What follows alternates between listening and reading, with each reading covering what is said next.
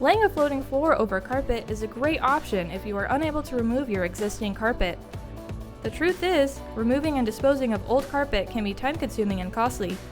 Plus, sometimes it makes sense to leave your carpet installed, like if you're renting or want to keep your options open for the future. For these reasons and more, let's look at how to lay a temporary floor over carpet.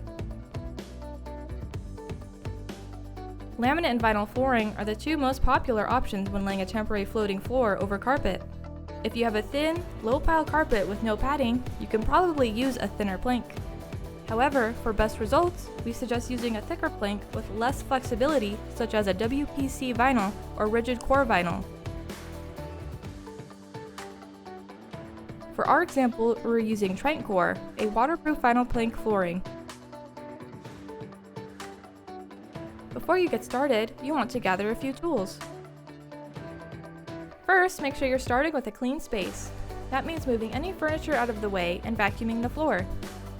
Even though we weren't able to for this example, you'll also want to remove baseboards and reducers to create a more finished look in the end.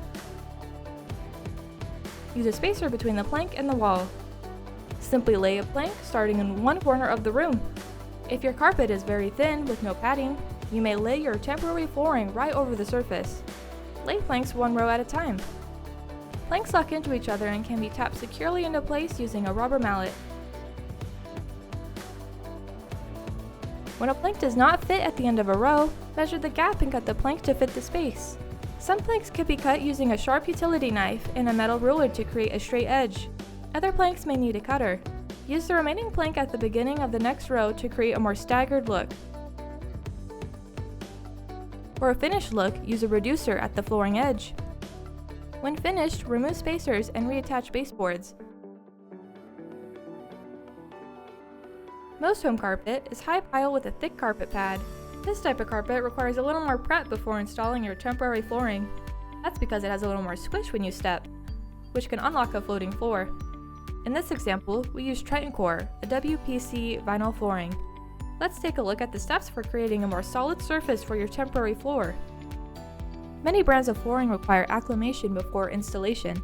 Be sure to check directions and let your flooring acclimate to the room you're installing in.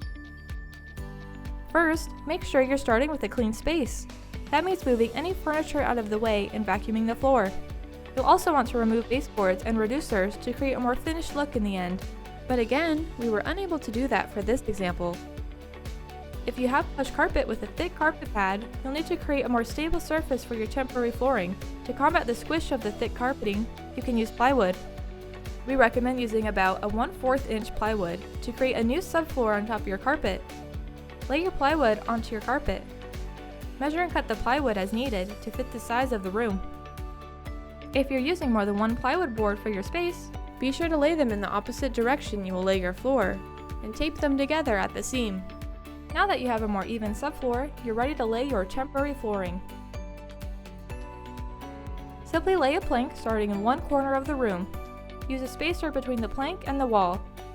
When a plank does not fit at the end of a row, measure the gap and cut the plank to fit the space.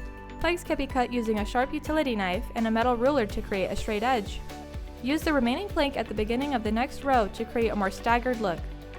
Planks lock into each other and can be tapped securely into place using a rubber mallet. Lay planks one row at a time. When you're finished, remove spacers and reattach baseboards. For a finished look, use a reducer at the flooring edge. And that's it! Creating a beautiful new floor over carpet really is super easy. If you have any other questions, be sure to give us a call or start a live chat. We're happy to help.